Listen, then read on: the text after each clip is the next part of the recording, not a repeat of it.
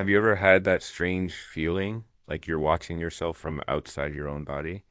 For most of us, it's just a fleeting thought, a weird dream. But for a man named Artie, this bizarre experience became his terrifying reality every single night. Artie was a completely ordinary guy. He worked a 9 to 5 job, had a few close friends, and enjoyed a quiet life. But his nights were anything but ordinary. It all started subtly. He'd wake up feeling unrested, as if he hadn't slept a wink even after a full 8 hours. Then came the vivid dreams, so realistic he could feel the phantom textures and smell the imaginary scents long after he woke up. One night, something shifted. Artie was lying in bed, eyes closed, on the very edge of sleep. Suddenly, he felt a strange pulling sensation, like a gentle tug on his consciousness. And then he was floating. He opened his eyes, but not his physical eyes. He was looking down from the ceiling, watching his own body lying peacefully in bed. He could see the gentle rise and fall of his chest, the relaxed expression on his face. It was surreal, fascinating, and deeply unsettling. He thought it must be a lucid dream, a trick of a tired mind. He willed himself to wake up, and with a jolt, he was back in his body, heart pounding. He tried to brush it off, blaming stress or a bad dinner. But the next night, it happened again, and the night after that. Every time he drifted off to sleep, his consciousness would detach, and he'd become a silent observer in his own bedroom. He watched himself toss and turn. He saw himself mutter in his sleep. He even saw himself get up, walk to the kitchen, and drink a glass of water, all while his conscious self floated near the ceiling, a helpless spectator. Sleep, the one thing that's supposed to be a refuge, had become his personal horror movie, and he was the star. The lack of real rest started taking its toll. He was constantly exhausted, his work began to suffer, and he became irritable and withdrawn. Dark circles formed under his eyes, permanent souvenirs of his nightly vigils. His friends noticed the change. "Artie, you look terrible," his friend Liam said one day over coffee.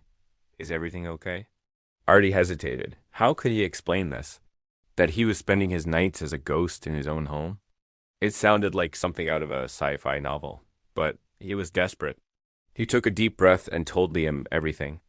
He expected laughter, or maybe a concerned suggestion to see a psychiatrist. Instead, Liam listened intently, his expression serious. "That's intense," Liam finally said. "It sounds like some kind of out-of-body experience." Have you ever heard of astral projection? Artie had vaguely heard the term, associating it with New Age spiritualism, not something that happened to ordinary people like him. Liam, however, was intrigued. He suggested they do some research. That night, instead of dreading sleep, Artie felt a flicker of hope. Maybe this wasn't a curse. Maybe it was something he could understand and even control. They spent hours diving into online forums, old books, and esoteric websites. They learned that for centuries, people have claimed to be able to consciously leave their physical bodies. Most saw it as a spiritual journey, a way to explore other realms. But for Artie, it was an involuntary nightmare. The books offered techniques for controlling these experiences: meditation, visualization, setting intentions. Artie was skeptical, but willing to try anything. That night, before going to bed, he sat on the floor, closed his eyes, and focused on his breathing, just like the guide suggested. He tried to visualize himself staying firmly rooted in his body.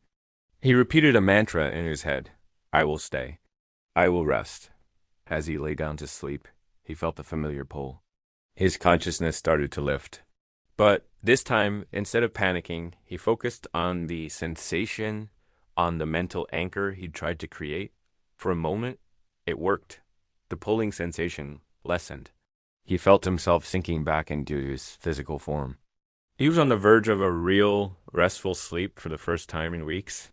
But then something went wrong. A sudden, sharp jolt, like an electric shock, coursed through him. His astral form was violently ripped from his body and flung not to the ceiling, but somewhere else entirely. The world dissolved into a dizzying kaleidoscope of colors and sounds. He was hurtling through a tunnel of swirling light, strange whispers echoing all around him. It was terrifying, but also strangely beautiful. Then Just as suddenly as it began, it stopped. He found himself standing on what looked like a street, but it was unlike any street on Earth. The buildings twisted into impossible geometric shape. The sky was a deep shade of purple with two suns. And the people walking by were beings of pure light, shimmering and shifting with every step. He was in another dimension. He was frozen in place, a silent ghost in a world that shouldn't exist. He tried to scream, but he had no voice. He tried to move, but he was paralyzed. He could only watch as these luminous beings went about their day, completely unaware of his presence. He felt a profound sense of loneliness, an intruder in a world not meant for him. He didn't know how long he was there. Time seemed to work differently. It could have been minutes or eons. He desperately willed himself back to his body, back to his familiar bedroom, his boring life. He focused all his energy on the image of himself asleep in bed. With another gut-wrenching lurch, he was pulled back through the tunnel of light. He slammed back into his body with a gasp, sitting bolt upright in bed, drenched in sweat. Sunlight was streaming through his window. It was morning. He had survived, but the experience had changed him. He was no longer just a man who watched himself sleep. He was a man who had traveled to another reality. The fear was still there, but now it was mixed with an overwhelming sense of wonder. He didn't try to control it anymore. Instead, he tried to understand it. Every night, when his consciousness detached, he would surrender to the journey. Sometimes he would just float in his room, a quiet guardian of his own slumber. On other nights, he would be pulled into the vortex, visiting worlds beyond human comprehension.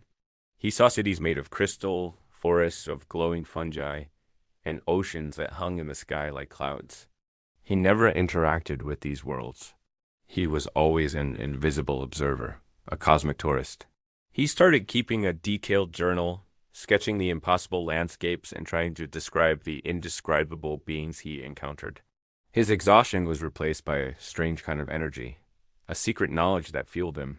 His life returned to a semblance of normalcy. He went to work. He saw his friends, but he carried a universe of secrets within him. He was living a double life. By day, he was Artie, the office worker. By night, he was a silent explorer of the multiverse. One night, his journey took a different turn. As he drifted through a realm of shifting, abstract patterns, he wasn't alone. He felt another presence nearby. It was another astral traveler, just like him. They couldn't speak, but they communicated through a shared sense of understanding, a telepathic bond. He learned that her name was Elara, and she had been traveling these realms for years. She taught him how to navigate the astral plane, how to have more control over where he went. She showed him how to create a protective shield of energy around himself. She wasn't scared. She was a master of this domain. For the first time, Artie didn't feel alone in his strange ability. Together, they explored dimensions that were even more breathtaking. They flew through nebulae of newborn stars and witnessed cosmic events that no human astronomer could ever dream of.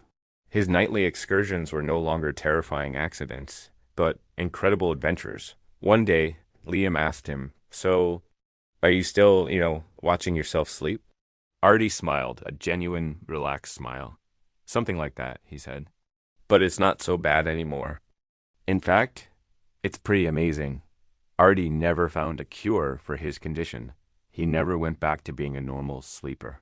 But he didn't want to. What started as a terrifying affliction had become the most extraordinary part of his life.